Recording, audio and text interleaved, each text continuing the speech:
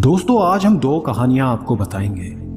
ये दोनों कहानियां आपको बुरे समय में हिम्मत देंगी। तो पहली कहानी, ये बात उस समय की है जब महात्मा बुद्ध अपने शिष्यों के साथ जाकर दूसरे गांव में प्रवचन दिया करते थे।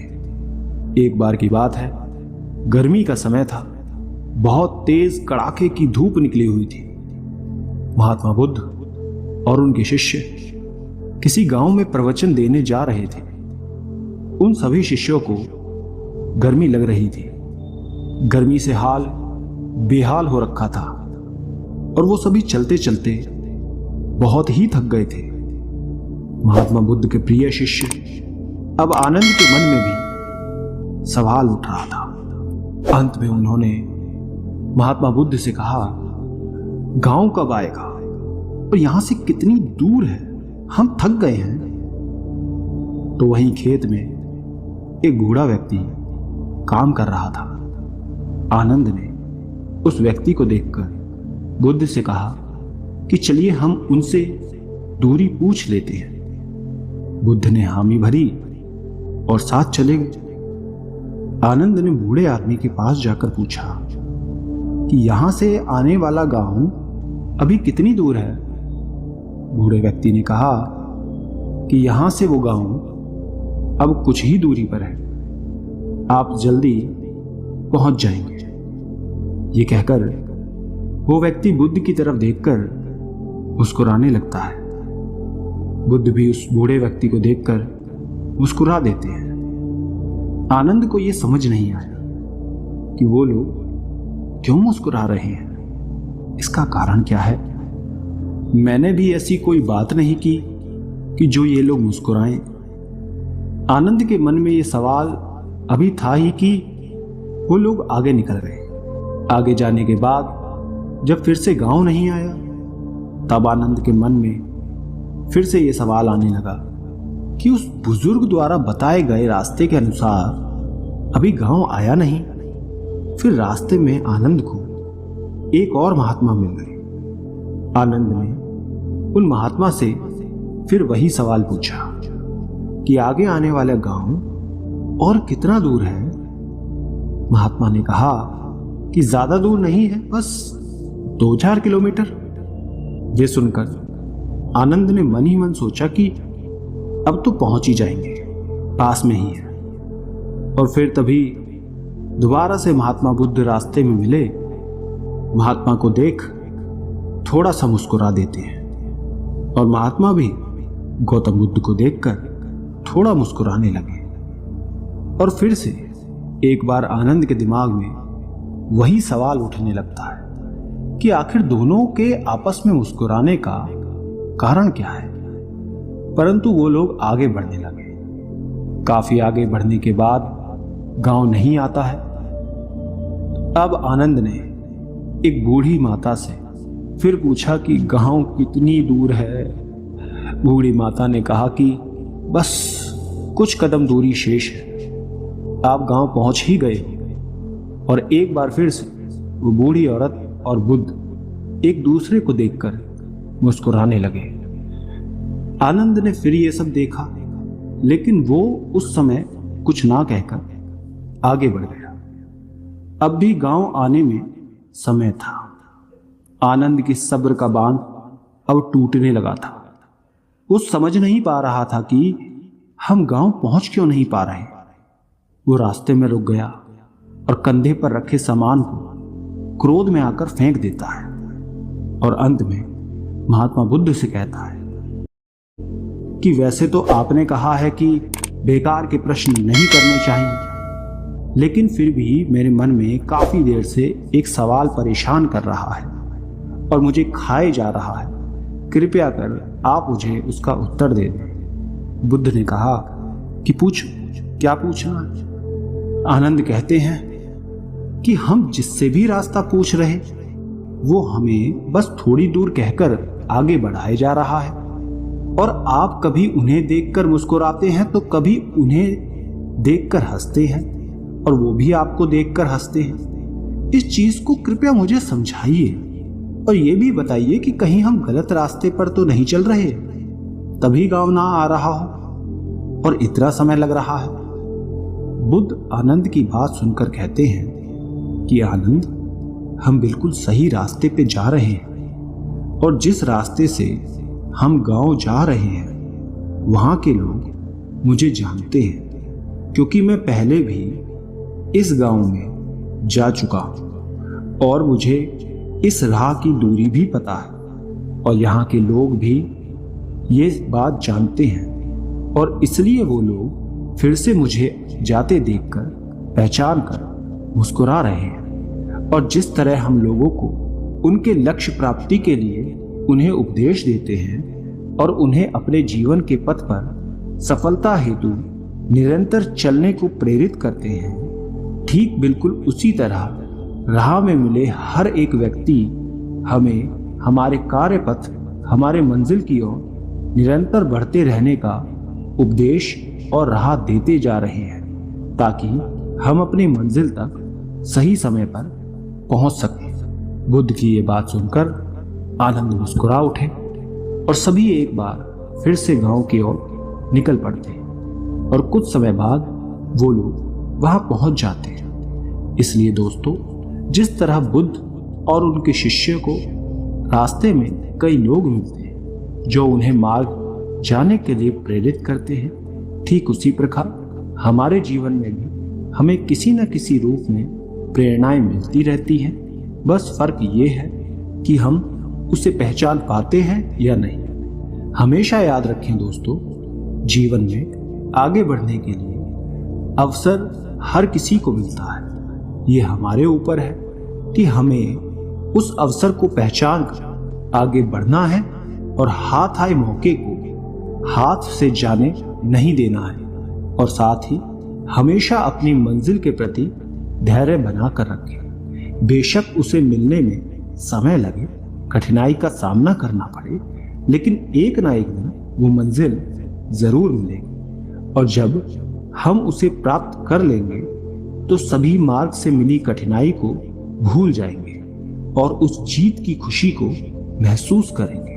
इसलिए धैर्य और शांति बनाए रखें। ये सफलता की सबसे महत्वपूर्ण और बड़ी कुंजी है। दोस्तों, दूसरी कहानी है, बहुत समय पहले की बात है। महात्मा गौतम बुद्ध जब भी भिक्षाटन के लिए जाते थे तब आम लोग उन्हें भिक्षा में अनाज तो देते थे या फिर जिसका वो जो सामर्थ्य होता था वो अपने हिसाब से उन्हें भिक्षा देते थे। और साथ ही यदि किसी के मन में कोई सवाल होता था तो वो बुद्ध को रोक के उनसे पूछ लेते थे। एक बार ऐसे ही महात्मा बुद्ध भिक्षा लेने के लिए एक गांव में गए। उस गांव के लोगों ने उन्हें भिक्षा दी। तभी एक व्यक्ति वहां पे आया और बुद्ध को भिक्षा देकर कहा, प्रभु, मेरे मन में एक सवाल है जो काफी समय से चल रहा है, मुझे आपसे उसका उत्तर चाहिए। बुद्ध ने कहा, पूछो। उस व्यक्ति ने कहा, हम सभी के जीवन में सुख दुख उतार चढ़ाव लगा ही रहता है। हम सभी अपने जीवन की उलझनों में इतना उलझे रहते हैं कि उसे करीब से समझ ही नहीं पाते, न जीवन जी पाते हैं, बस दौड़ते भागते रहते हैं अपने घर की जिम्मेदारियों के प्रति, अपने सपनों के प्रति। परंतु जब हम उसमें असफल हो जाते हैं तो खुद को कोसने लगते हैं। हमें ये जीवन व्यर्थ लगने लगता है। हम लोगों की बातों में आ जाते हैं। हम अपने जीवन की अहमियत नहीं समझ पाते और पूरा जीवन ऐसे ही निकल जाता है और हम अंतिम समय में अफसोस करते हैं कि काश हमने जीवन को सही से जिया होता, उसकी अहमियत समझी होती। क्या आप मुझे बता सकते हैं कि जीवन का सही मूल्य क्या है?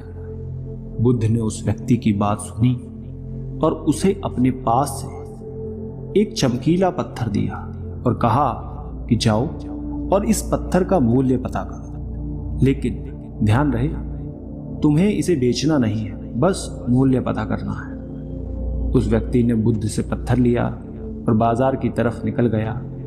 सबसे पहले वो एक फल वाले के पास गया, आम बेच रहा था। उसने वो पत्थर उस फल वाले को दिखाया और कहा कि तुम इसका क्या मूल्य दोगे? फल वाले ने चमकीला पत्थर देखा और वो उसे पसंद आ गया। उसने कहा, मैं इसके बदले तुम्हें 12 आम दूंगा। ये सुन व्यक्ति आगे निकल गया और इस बार एक सब्जी के ठेले के पास गया और उसे चमकीला पत्थर दिखाकर उसकी कीमत पूछी। सब्जी वाले ने उसे देखा, कहा, यह तो बेहद शानदार पत्थर है, मैं इसके बदले तुम्हें 1 बोरी आलू दूंगा, तो मुझे ये पत्थर दे दो। व्यक्ति ये सुन फिर से आगे बढ़ गया और इस बार एक बड़ी अनाज की दुकान पर गया और उसे इस पत्थर को दिखाया। दुकानदार पत्थर को देखकर कहता है, ये इतना प्यारा पत्थर है, मैं इसे रख लेता हूं और इसके बदले तुम्हें 5 अनाज की बोरी दूंगा। व्यक्ति 3 जगह घूम चुका था। उसे हर जगह उस चमकदार पत्थर के अलग अलग मूल्य को जानकर हैरानी हो रही थी कि भले एक पत्थर का इतना मूल्य कैसे हो सकता है, इन्हें इसमें ऐसा क्या दिख रहा है। उसके बाद वो व्यक्ति एक सोने चांदी के व्यापारी के पास गया और सुनार को पत्थर दिखाया और उससे इसका मूल्य पूछा। सुनार ने उस पत्थर को देखा और कहा, तुम मुझे ये पत्थर 20 लाख में बेच दो। वो व्यक्ति ये सुनकर हैरान था कि एक पत्थर की इतनी कीमत, पर उसने सुनार को बेचने से मना कर दिया। तो सुनार ने कहा, भाई 50 लाख में बेच दो। व्यक्ति ने फिर भी कुछ नहीं कहा। वो इतनी कीमत जानकर एकदम आश्चर्यचकित था। उसके मन में कहीं ना कहीं लालच भी आ गया था उसे बेचने के लिए, लेकिन उसे बुद्ध की बातें याद थी, इसलिए उसने वहां वो जताया नहीं। फिर सुनार ने खुद कहा कि तुम ही बता दो इसकी क्या कीमत तुम लोगे। उसने कहा कि मुझे माफ कर दो, मेरे गुरु ने इसे बेचने से मना किया है। और ये कहकर वो आगे चला जाता है। आखिर में वो व्यक्ति एक जौहरी के पास पहुंचता है। जौहरी उस पत्थर को देख उसे रूबी के रूप में पहचान लेता है। उसने उस पत्थर के सामने एक लाल कपड़ा बिछाया और उस बेशकीमती रूबी की एक परिक्रमा लगाई और माथा टेका। फिर जौहरी उस व्यक्ति से पूछता है, कहां से लाए हो भाई ये बेशकीमती रूबी? आप सारी कायनात, क्या सारी दुनिया बेचकर भी इस अनमोल पत्थर की कीमत नहीं लगा सकते? ये सुनकर वो व्यक्ति हक्का बक्का रह जाता है और भागकर वापस गौतम बुद्ध के पास जाता है, उनके चरणों में बैठ जाता है, पूरी कहानी बुद्ध को बताता है और अंत में कहता है, महात्मा कृपया करके अब आप ही मुझे मानव के जीवन का मूल्य क्या है वो बताएं। बुद्ध उस व्यक्ति को उठाते हैं, मुस्कुराकर कहते हैं कि वो फल वाला जो आम का व्यापारी था, उसने पत्थर की कीमत 12 आम लगाई, सब्जी वाले ने 1 बोरी आलू कीमत लगाई, अनाज व्यापारी ने 5 बोरी अनाज, सुनार ने 50 लाख और अंत में जहां तुम गए उस जौहरी ने इसे बेशकीमती माना। ठीक उसी प्रकार तुम्हारे जीवन की भी यही स्थिति है।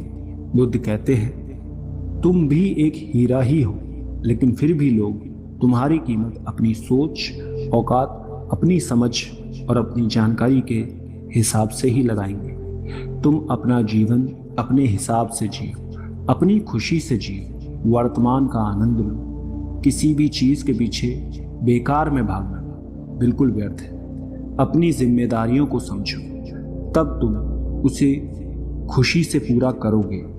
अपने सपने, अपने लक्ष्य के प्रति आगे बढ़ो, कदम बढ़ाओ, कोशिश करो, सफलता जरूर मिलेगी और आप अपने जीवन से स्वयं संतुष्ट भी हो जाओगे। बुद्ध की बातों से व्यक्ति का एकदम मन शांत हो गया था। उसमें अलग ही एक ऊर्जा आ गई थी। वो बुद्ध के चरणों को स्पर्श करके चुपचाप वहां से चला गया, उन्हें धन्यवाद कहकर। वो बुद्ध की बातों से बहुत प्रभावित हो गया था। उसे आज अपने जीवन का मूल्य समझ में आ गया। अब वो अपना मानवीय जीवन श्रेष्ठ कार्य में लगाना चाहता था। दोस्तों, हमें भी अपने जीवन और प्रतिभा का मूल्यांकन खुद करना चाहिए और पूरे आत्मविश्वास के साथ कोई काम करना चाहिए। अपने जीवन में हर वक्त शिकायत करने की जगह जो है उसी में अपनी खुशी देखनी चाहिए। फिर देखना जीवन आपको बोझ नहीं प्यारा लगेगा और तभी आप अपने जीवन से खुश और संतुष्ट हो पाएंगे पूरी तरह और जीवन का आनंद ले पाएंगे। अब ये आपको तय करना है कि आप खुद को कैसा बनाना चाहते हैं, 12 आम लाया कामयाब या बेशकीमती हीरा। ये निर्णय केवल आपका है, आप खुद लें। दोस्तों, क्या समझा आपने दोनों कहानियों से? कमेंट में नीचे लिखकर जरूर बताना। धन्यवाद।